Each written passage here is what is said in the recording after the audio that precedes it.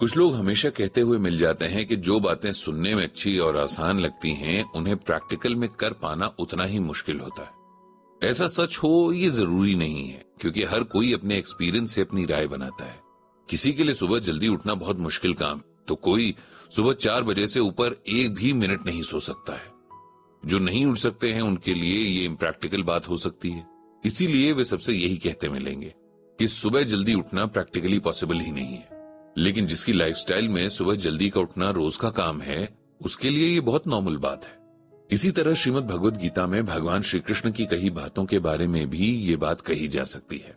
जिन लोगों ने गीता ज्ञान को अच्छे से समझा है और अपने ऊपर अप्लाई किया है, उनके लिए ये बहुत अच्छा अनुभव है। जिन्होंने बस किसी को सुनकर अपना ओपिनियन सेट कर लिया है कि ये तो प्रैक्टिकल बात ही नहीं है, उनके लिए ये अंगूर खट्टे हैं वाली कहावत बन जाती है।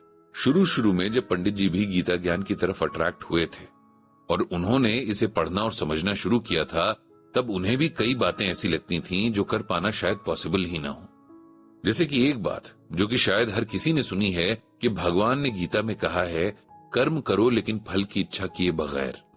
अब पंडित जी सोचते थे कि ऐसे कैसे कोई भी बिना रिजल्ट के बारे में सोचे किसी काम को कर सकता है।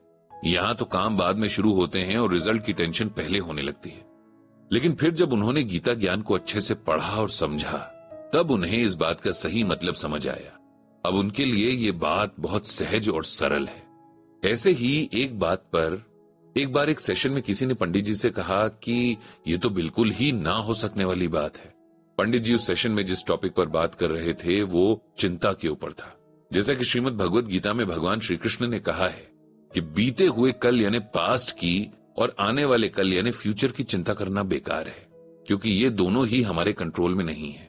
और जो बात हमारे कंट्रोल में ही नहीं है, उसकी फिक्र करके हम क्या ही कर लेंगे। इससे अच्छा तो हमें अपने प्रेजेंट पर फोकस करना चाहिए, क्योंकि उसी में हमारे काम, हमारे डिस्कशन और हमारे रिएक्शंस हमारे कंट्रोल में होते हैं। उस सेशन के बाद पंडित जी को एक मेल आई थी। मेल भेजने वाले का नाम अनिल कुमार था और उन्होंने अपने बारे में बताया था कि वो एक फिजियोथेरेपिस्ट हैं और उनका अपना फिजियोथेरेपी क्लिनिक है, जिसे वे अपनी वाइफ के साथ मिलकर चलाते हैं। अनिल जी ने लिखा था कि पिछले कुछ सालों से उनकी लाइफ में बहुत कुछ ऐसा हुआ है जिसकी वजह से वे बहुत डिप्रेशन में चले गए थे। किसी तरह खुद को संभालने की कोशिश कर रहे हैं और इसी प्रोसेस में गीता ज्ञान से जुड़े हैं।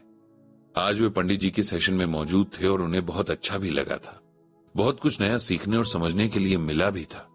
लेकिन एक बात जिस पर अभी उन्हें ठीक से क्लैरिटी नहीं मिली, वो ये कि कैसे कोई सिर्फ प्रेजेंट में जी सकता है, जबकि हमारे आसपास इतनी सारी चीजें होती हैं कि बिना प्लान किए या बिना स्ट्रेस में आए कोई दिन बीतता ही नहीं है। अनिल जी ने आगे अपने बारे में डिटेल में बताते हुए लिखा था कि मैं खुद इसी रीजन से डिप्रेशन में आ गया हूं। उन्होंने बताया कि मैं और मेरी वाइफ दोनों ही फिजियोथेरेपिस्ट हैं। बहुत साल पहले हम दोनों ने मिलकर अपना क्लिनिक खोला था। उस टाइम पर थेरेपी जैसे पैरामेडिकल साइंस के बारे में लोगों में ज्यादा अवेयरनेस भी नहीं थी, लेकिन फिर भी हमारा काम अच्छे स्टार्ट के साथ शुरू हुआ। हमने अच्छा नाम और पैसा बनाया। फिर हमारी 2 बेटियां हो गईं, जिनके लिए अच्छे पेरेंट्स बनने की हमने पूरी कोशिश भी की। सब कुछ ठीक ही चल रहा था कि पता नहीं क्यों मुझे लगने लगा कि सब कुछ वैसा नहीं है जैसा होना चाहिए था।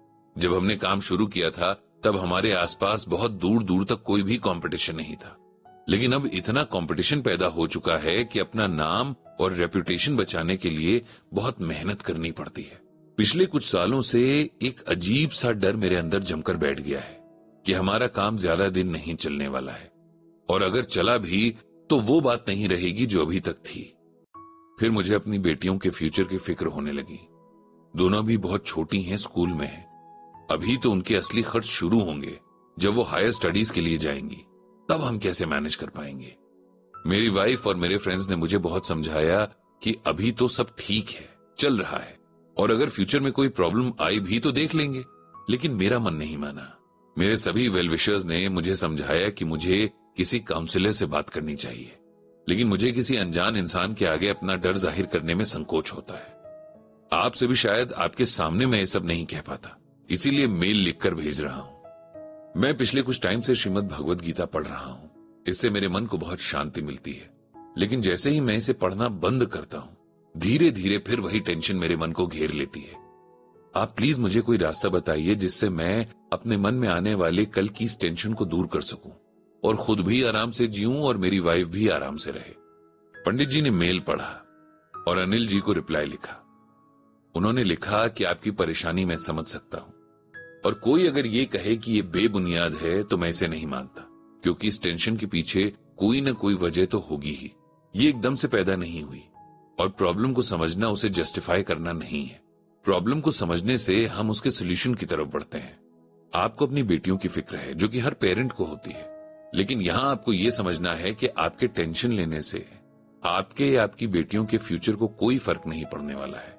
उल्टा उससे आपकी एनर्जी वेस्ट होगी, और हो सकता है कि आपके साथ दूसरे इश्यूज हो जाएं, जैसे कि हेल्थ रिलेटेड या फिर फैमिली के आपसी रिलेशन से रिलेटेड।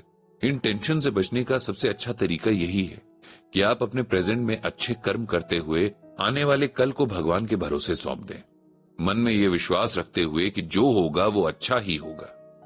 अगर हमारे मन का हुआ तो अच्छा, और मन का ना हुआ तब और भी अच्छा, क्योंकि तब वो प्रभु इच्छा से होगा। इसीलिए खुद को हर टेंशन से आजाद कर लीजिए और सिर्फ उतने तक का ही सोचिए जितना आपकी आंखों के आगे है। आने वाले कल को कोई देख नहीं पाया है, इसीलिए उसकी फिक्र करने से कोई फायदा भी नहीं है। जितना हो सके अपनी फैमिली, अपनी बेटियों के साथ क्वालिटी टाइम स्पेंड कीजिए। इससे आपका मन खुश होगा, और जब मन खुश होता है तब अच्छे ख्याल आते हैं। श्रीमद् भगवद गीता पढ़ते रहिए, और इससे आपके मन को लगातार ताकत मिलती रहेगी। अगर कभी कोई वीक मोमेंट आया भी तो मन की ये ताकत वहां काम आ जाएगी। ये सारी सृष्टि, इसमें शामिल सब कुछ उसी भगवान की माया है। जिसे ये समझ में आ गया उसके लिए लाइफ बहुत इजी हो जाती है। भगवान श्री कृष्ण ने श्रीमद् भगवद गीता में ये कहा है, त्वमादि देवः पुरुषः पुराणस्त्वमस्य विश्वस्य परमं निधानम वेत्तासि वेद्यम च परम च धाम त्वया ततम विश्वमनंत रूपम। इस श्लोक में अर्जुन भगवान श्री कृष्ण के विराट रूप को देखकर कह रहे हैं कि हे भगवान, आप आदिदेव सनातन पुरुष हैं, आप इस संसार के परम आश्रय हैं, आप जानने योग्य हैं तथा आप ही जानने वाले हैं, आप ही परम धाम हैं, और आपके ही द्वारा ये संसार अनंत रूपों में व्याप्त है। इसे सिंपल वर्ड्स में इस तरह से समझना चाहिए कि जब अर्जुन ने भगवान से कहा कि वे उसे अपना स्वरूप दिखाएं, तब भगवान ने अर्जुन को दिव्य दृष्टि देकर अपना असली रूप उसके आगे प्रकट कर दिया। इस रूप को देखकर अर्जुन ने यह श्लोक कहा था। अर्जुन ने कहा है कि हे भगवान, आप ही सनातन देव मतलब अमर हैं, आप हम सबको शरण देने वाले हैं, आप सब कुछ जानते हैं और सबको आपको ही जानना चाहिए। आपके कारण ही ये दुनिया इतनी बड़ी और अलग अलग मिस्ट्रीज से भरी हुई है। हर बात की शुरुआत और अंत सब भगवान की इच्छा से चलता है। इसीलिए अपने मन को भगवान के चरणों में छोड़ देना चाहिए, अपने कर्मों को उनके बताए रास्ते पर चलते हुए करते जाना चाहिए। इसके बाद सब अच्छा ही होगा।